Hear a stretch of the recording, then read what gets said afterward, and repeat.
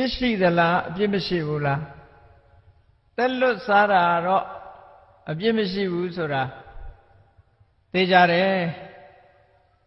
တတ်မလွတ်တဲ့အစာအာဟာရကိုသားဟင်းငါးဟင်းကိုစားရင်ရောအပြစ်ရှိသလားဆိုတဲ့နေရာမှာဆွေးနွေးကြအပြစ်မရှိဘူးဆိုရင်ဘာကြောင့်အပြစ်မရှိတာလဲအပြစ်ရှိရင်လည်းဘာကြောင့်အပြစ်ရှိတယ်အဲ့ဒါနဲ့ပတ်သက်ပြီးတော့ဘုရားမြတ်စွာဟောကြားတော်မူခဲ့တဲ့တရားဓမ္မတွေရှိပါတိုက်ရိုက်ဟောထားတာရှိဘယ်သူမှအပြစ်တင်ဖို့မဟုတ်ဘူးတသက်လွတ်စားတဲ့ပုဂ္ဂိုလ်နဲ့တသက်လွတ်မစားတဲ့ပုဂ္ဂိုလ်ပဋိပက္ခဖြစ်ဖို့မဟုတ်ဘူးကိုကြိုက်တာကိုရွေးသို့တော့အကုသိုလ်ဖြစ်တယ်မဖြစ်ဘူးဆိုတာဟာကိုယ့်ရဲ့စိတ်ဓာတ်နဲ့သက်ဆိုင်တယ်ဆိုတဲ့မှန်ကန်တဲ့အသိလေးသိဖို့လိုအပ်တယ်ပေါ့မှန်ကန်တဲ့အသိလေးကိုလိုအပ်တယ်တသက်လွတ်မစားတဲ့ပုဂ္ဂိုလ်ကလည်းသက်လွတ်စားတဲ့ပုဂ္ဂိုလ်ကလည်းသက်လွတ်မစားတဲ့ပုဂ္ဂိုလ်လက်ညှိုးထိုးခြင်းတယ်ဒါလည်းမမှန်ကန်ဘူးပေါ့အတုကန္တနာပရဝံပနတို့ကသူများအသက်မစားဘူးလို့ပြောတာဟာအထုကန္တနာကိုမြောက်ပင့်ပြီးတော့ပြောတဲ့သဘောတဲ့ဒါလည်းပဲအကုသိုလ်တစ်မျိုးပဲပရဝံပနဒီလူတွေကသူများအသက်သတ်စားနေကြတာသိရင်ပဲလာမဲ့လူတွေလို့ပြောရင်လည်းပရဝံပနသူတစ်ပါးကိုရှုတ်ချပြီးပြောတယ်ဆိုတဲ့အဓိပ္ပာယ်ရဒီစကားတွေကခုမှသာဖြစ်လာတာမဟုတ်ဘူးအာဇီဝကတုတ်ကိုဖတ်ပြီးတော့ကြည့်မယ်ဆိုလို့ရှင်ဇီဝကတုတ်မှာမြတ်စွာဘုရားကိုယ်တိုင်ကိုပဲဆွဆွဲကဲ့ရဲ့မှုတွေခံခဲ့ရတယ်အဲ့တော့ဒီနေရာမှာမြတ်စွာဘုရားကိုယ်တိုင်ကတလွတ်စားသလားသားဟင်းငါးဟင်းဖုံးပေးသလားဆိုတာသုတ်တန်တွေမှာကြည့်လို့ရှိရင်ထင်ထင်ရှားရှားတွေ့တယ်သို့တော်လည်းတလွတ်သမားတွေက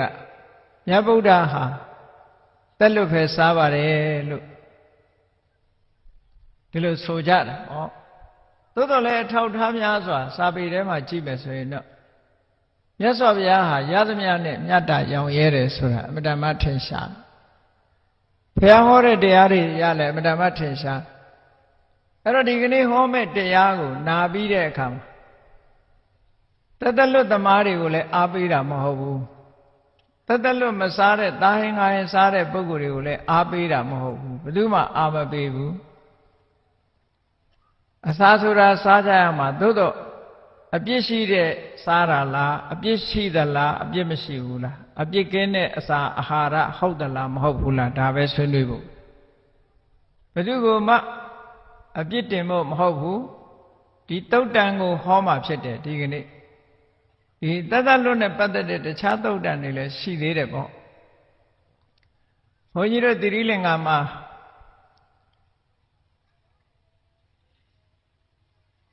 ကလနီယ University ဆိုတာအဲ့ဒီမှာသွားပြီးတော့မာစတာတန်းတက်နေတဲ့အချိန်essay တစ်ပုဒ်ရေးဖို့essay တစ်ပုဒ်ရေးတဲ့အခါမှာဘာကိုရွေးခဲ့တယ်လဲဆိုတော့တီဟိုတွေကတလွတ်စားတာကိုအလေးပေးပြီးတော့ပြောလို့ရှိလို့တလွတ်မစားလို့ရှိရင်အပြစ်တင်ကျင်တတ်လို့ဘုန်းကြီးတို့အဲ့ဒီ essay ကိုရွေးပြီးတော့မာစတာတန်းမှာကျမ်းတင်ခဲ့တယ် Buddhism and Vegetarianism ဆိုတဲ့ခေါင်းစဉ်နဲ့ဗုဒ္ဓဝါဒနဲ့တလွတ်ဝါဒဆိုပြီးတော့အဲ့ဒီခေါင်းစဉ်နဲ့ကျမ်းတင်ခဲ့တယ်ဒီရောက်တော့စာအုပ်လေးတုပ်ရိုက်ထားတာတော့ရှိပါအင်္ဂလိပ်လိုရောမြန်မာလိုရော Buddhism and Vegetarianism ဆိုတာဗုဒ္ဓဝါဒနဲ့တလွတ်ဝါဒဘယ်ရာကိုမှရှုတ်ချဖို့မဟုတ်ဘူးအဲ့ဒါကြောင့်မို့လို့ဘုရားဝါဒဆိုတာတလွတ်ဝါဒကိုလည်းရှုတ်ချတာမဟုတ်ဘူးအသားစားတဲ့ဝါဒကိုလည်းရှုတ်ချတာမဟုတ်ဘူးဘယ်ဝါဒကိုမှမရှုတ်ချဘူးသို့တော့အပြစ်ကင်းတယ်မကင်းဘူးဆိုတာကိုယ့်ပေါ်မှာမူတည်တယ်လို့သို့တော့မြတ်စွာဘုရားလက်ထက်တော်ခါကလာတော့ကဘုရားကိုယ်တိုင်ကိုပဲပြစ်တင်မှုကဲ့ရဲ့ရှုတ်ချမှုတွေကိုခံရဘုရားကိုကဲ့ရဲ့ရှုတ်ချတာနဲ့ပတ်သက်လို့ လူတွေကြားထဲမှာမြတ်စွာဘုရားကိုကဲရှုတ်ချတဲ့စကားတွေပြန့်နှံ့လာတယ်အဲ့ဒါလို့ပြန့်နှံ့လာတဲ့အခါကျတော့သမားတော်ကြီးဇီဝကကိုယ်တိုင်ဒီသတင်းကိုယူလာပြီးမြတ်စွာဘုရားကိုလျှောက်ခဲ့ရတယ်လျှောက်ခဲ့ဘူးတယ်ဘုရားကိုယ်တိုင်ရဲ့ဖြည့်ရှင်းချက်ကိုသူရကြတယ်လို့အဲ့တော့လောကမြတ်စွာဘုရားကိုကဲ့ရဲ့ရှုတ်ချပြီးတော့ပြစ်တင်ခံနေရတဲ့စကားလုံးကဘာလဲလို့ဆိုရင်ယဟန်ဂေါရမဟာတဲ့မိမိကိုရည်စူးပြီးတော့တပ်ဖြတ်တဲ့အသားဟင်းကိုစားတယ်မိမိကိုအကြောင်းပြုပြီးတော့ဖြစ်ပေါ်လာတဲ့အကုသိုလ်ကံရှိတဲ့အကုသိုလ်ကံကိုဖြစ်ပေါ်စေတတ်တဲ့အသားဟင်းကိုဖုံးမိတယ်အဲ့ဒီဆွဆွချက်ပဲဘုရားကိုသားဟင်းငါဟင်းစားတယ်သူ့ကိုရည်ရွယ်ပြီးတော့တတ်တဲ့အသားငါးတွေကိုလက်ခံစားသုံးနေတယ်တပ်ဖြတ်တဲ့ပုဂ္ဂိုလ်တွေဟာယဟန်ဂေါရမစားတဲ့အစားကိုစားဖို့ရာအတွက်တပ်ဖြတ်သည့်အတွက်ကြောင့်သူသားတဲ့ယဟန်ဂေါရမဖုံးမိတဲ့သားဟင်းငါးဟင်းဟာပါဏာတိပါဒအမှုဆိုတာကိုကျွလွန်ပြီးတော့မှရတာဖြစ်လို့ယဟန်ဂေါရမဟာအပြစ်ရှိတယ်လို့ဘုရားနဲ့ဆန့်ကျင်တဲ့တခြားခိုင်းတွေကဒီလိုဝါဒဖြန့်တယ်အဲ့တော့အဲ့ဒီခိုင်းကဘယ်ခိုင်းလဲလို့ဆိုတာစာထဲမပါပေမဲ့လို့တခြားသုတ်တန်တွေကိုထောက်ထားကြည့်မယ်ဆိုရင်နိခန္ဓနာတဗုဒ္ဓဝါဒဝါဒီတွေကဒီစကားကိုသုံးလို့ရှိတယ်မြတ်စွာဘုရားသူတို့ကတတ်တလွတ်စားတာအသားစားရင်ပြစ်ရှိတယ်လို့သူတို့ကယူဆတယ်တတမတ်ထဲတတ်မှတ်ပြီးတော့ထားတိုင်းငိုင်းစားတယ်ဆိုတဲ့ပုဂ္ဂိုလ်ဟာပြစ်ရှိသူတို့ရဲ့အယူဆအရတတ်သူနဲ့စားသူတတ်သူကရာခိုင်နှုန်း90စားသူကရာခိုင်နှုန်း90တဝက်စီခံရမယ်လို့50-50လို့ဒီလိုသတ်မှတ်ကြတယ်သူတို့ဒါသူတို့ဝါဒကအကုသိုလ်တဝက်စီခံရအဲ့လိုပြောတာအဲ့တော့အဲ့ဒီစကားအရမြတ်စွာဘုရားကိုတရားဓမ္မတွေကတားဟင်းချက်ပြီးတော့ကတ်လှူတဲ့အခါမှာမြတ်စွာဘုရားဖုံးမိတာကိုနှာခေါင်းရှုံကြတယ်ဘာသာကြားတွေကကြည်စံယဟန်ဂေါရမသူများအသက်တွေတတ်ပြီးတော့ချက်ထားတဲ့တာဟင်းငါးဟင်းတွေစားတယ်လို့ဆက်ဆုပ်ယွန်းရှာတဲ့အနေနဲ့ကဲ့ရဲ့ရှုပ်ချတဲ့အကြည့်တွေနဲ့ကြည့်ကြဒါဘုရားကိုယ်တိုင်ပဲဒီလိုကြည့်ရှုမှုကိုခံရတယ်အဲ့တော့ဆရာစီဝကကြီးကဒီသတင်းကိုယူလာပြီးတော့မြတ်စွာဘုရားလျှောက်တယ်ရှင်ဘုရားတဲ့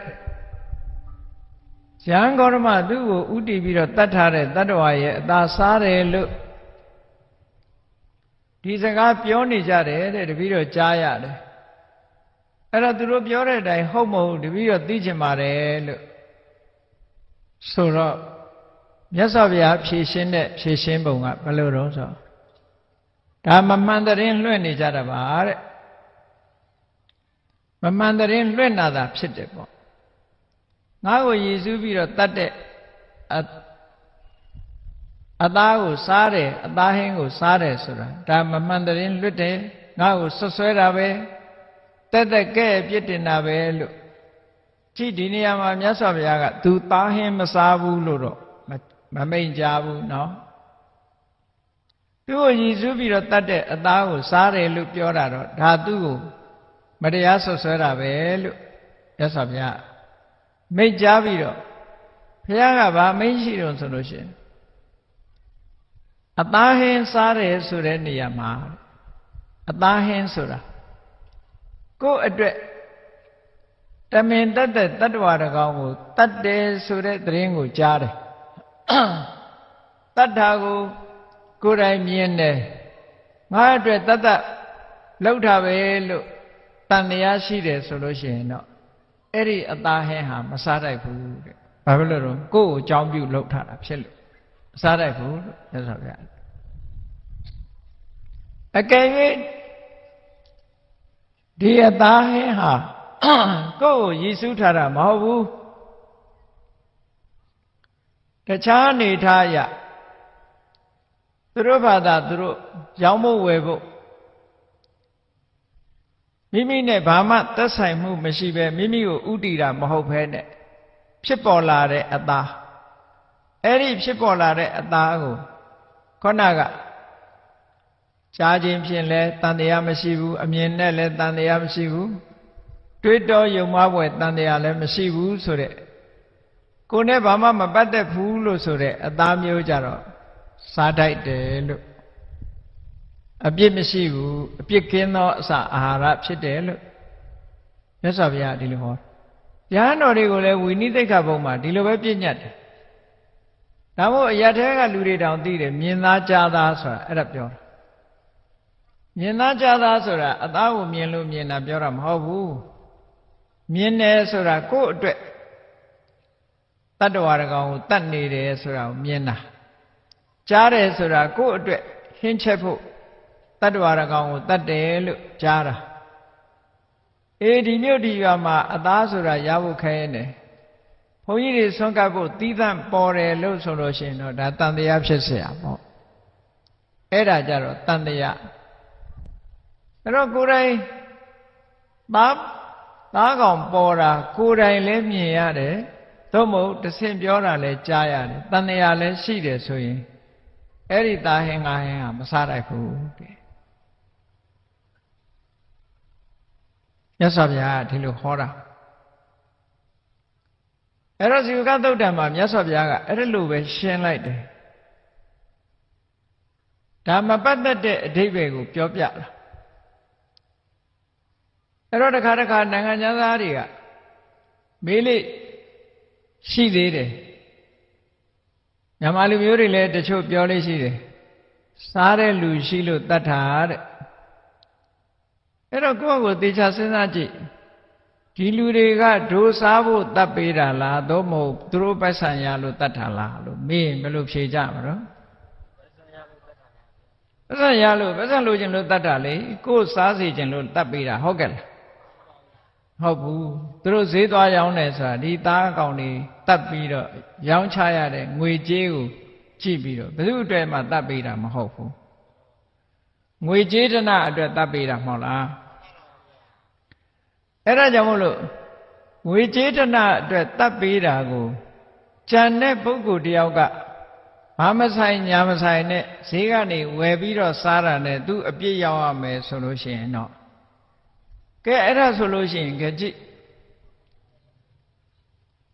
လူတယောက်က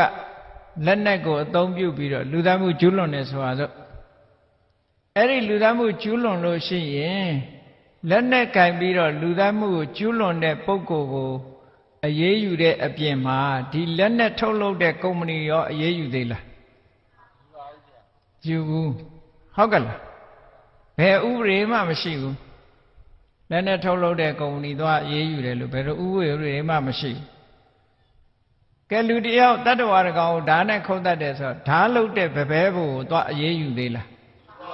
ဒါဖြင့်ဗပဲဘိုကဓာလုတ်တဲ့လူလဲ50-50မင်းဒီကောင်တတ်သည့်အတွက်ကြောင့်မင်းဓာနဲ့တတ်တာဖြစ်သောကြောင့်မင်းလည်းငရဲကြစေ